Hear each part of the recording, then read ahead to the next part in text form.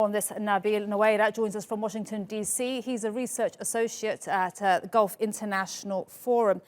Great to have you on the show. Help us understand, you've seen these numbers, well, you've heard them and seen them, I hope, 130% jump. And yet there's been so much opposition in Congress, in the US, in the UK Parliament as well, with regards to these arms being sold to Saudi Arabia, which are used in Yemen. The UN calls it the biggest humanitarian crisis in the world. Is there some disconnect? Do these governments just not care?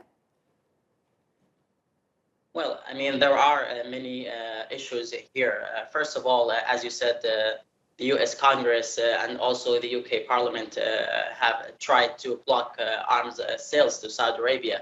But also the executive branches have decided to keep, the sales to the kingdom.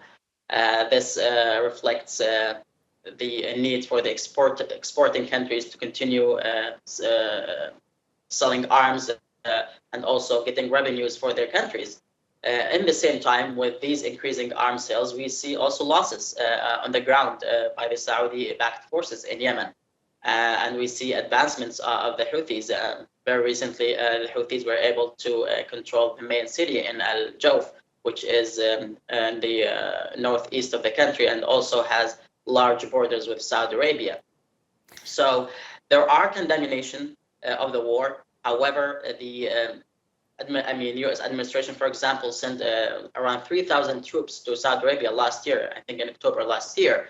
But in the same time, I think that Saudi Arabia wants out of Yemen.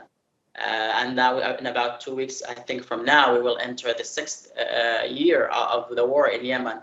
And there are direct talks between Saudi Arabia and the Houthis. And hopefully they will be able to reach some sort of a deal that will put this war to an end.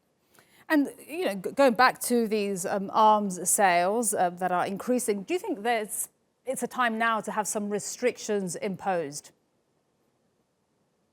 Well, there are some restrictions. However, we do not see those restrictions actually reflected in these sales. Saudi Arabia actually was the second largest importer in 2010-2014 cycle of the study, and now they are the first after they jumped over India.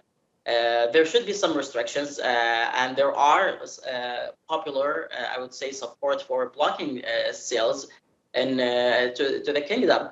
However, there are decisions made by the executive branches, whether in the US or the UK, and also Canada, by the way, which was also, I think, the main client of importers from Canada in this cycle. So there are tensions, there are calls to block the arms, but those exporting countries would like to sell arms, which actually will provide a lot of revenues for those countries. It is big business. And but we know Germany, they suspended most of their weapons sales to Saudi Arabia. Do you expect other countries to do what Germany has done, or is it just too lucrative? Actually, I would say yes. There is a possibility that the UK may be also following Germany's suit, but I would say that Saudi Arabia will now rethink its military strategy in the region. And I think by this year, they will try to find an end to the war in Yemen in some way or another, which will hopefully decrease the sales or their dependency on the sales from the USA, the UK, okay. Canada. Nabeel, we'll have to leave it there. We've run out of time. Nabeel Nowairah, thanks so much for joining us on the News Hour on TRT World. And that